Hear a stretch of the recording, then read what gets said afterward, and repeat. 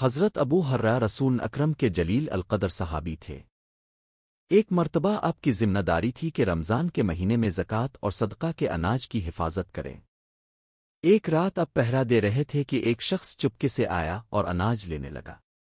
حضرت ابو ہرہ نے فوراً اس کو پکڑ لیا اور کہا، اللہ کے رسول کی امانت چرا رہے ہو، اب تمہیں نبی کے پاس لے جاؤں گا۔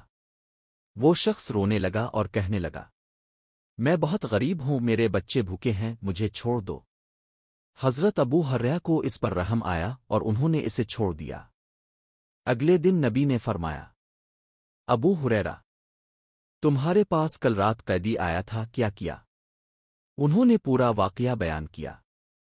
نبی نے فرمایا، وہ پھر آئے گا۔ دوسری رات واقعی وہ شخص پھر آیا، پھر وہی بات ہوئی اور ابو ہرہ نے اسے چھوڑ دیا۔